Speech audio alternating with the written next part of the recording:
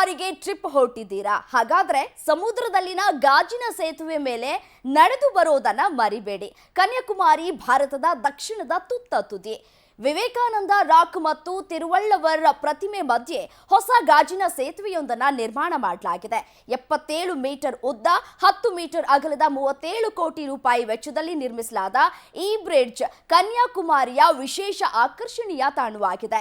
ಈ ಹಿಂದೆ ಪ್ರವಾಸಿಗರು ವಿವೇಕಾನಂದ ಬಂಡೆ ಮತ್ತು ತಿರುವಳ್ಳವರ್ ಪ್ರತಿಮೆ ಎರಡಕ್ಕೂ ಭೇಟಿ ನೀಡೋದಕ್ಕೆ ದೋಣಿ ಮೂಲಕ ತೆರಳಬೇಕಾಗಿತ್ತು. ಈಗ ಗಾಜಿನ ಸೇತುವೆ ಸಂಪರ್ಕ ಕೊಂಡಿಯಾಗಿದೆ. ಸುಧಾರಿತ ನಿರ್ಮಾಣ ತಂತ್ರಜ್ಞಾನವನ್ನು ಬಳಕೆ ಮಾಡಿಕೊಂಡು ಈ ಗಾಜಿನ ಸೇತುವೆಯನ್ನ ನಿರ್ಮಾಣ ಮಾಡಲಾಗಿದೆ. ಅತ್ಯಾಧುನಿಕ ತಂತ್ರಜ್ಞಾನವನ್ನು ಬಳಸಿ ನಿರ್ಮಿಸಲಾದ ಗಾಜಿನ ಸೇತುವೆಯು ತುಕ್ಕು ಮತ್ತು ಬಲವಾದ ಸಮುದ್ರದ ಗಾಳಿ ಸೇರಿದಂತೆ ಕಠಿಣ ಸಮುದ್ರ ಪರಿಸ್ಥಿತಿಗಳನ್ನ ತಡೆದುಕೊಳ್ಳುವಂತೆ ವಿನ್ಯಾಸವನ್ನ ಮಾಡಲಾಗಿದೆ. ಬಾಳಿಕೆ ಮಾತ್ರವಲ್ಲದೆ ಗಾಜಿನ ಮೇಲೆ ಹಾದು ಹೋಗುವವರ ಸುರಕ್ಷತೆಯನ್ನು ಕೂಡ ತೆಗೆದುಕೊಳ್ಳಲಾಗಿದೆ. ಹಗಲು ಹಾಗೂ ರಾತ್ರಿ ಕೂಡ ಇದರ ಮೇಲೆ ಸಂಚರಿಸುವುದಕ್ಕೆ ಅವಕಾಶವನ್ನ ನೀಡಲಾಗಿದೆ. ಇದು ದೇಶೀಯ ಮತ್ತು ಅಂತಾರಾಷ್ಟ್ರೀಯ ಪ್ರವಾಸಿಗರನ್ನ ಸೆಳೆತಾ ಇದೆ.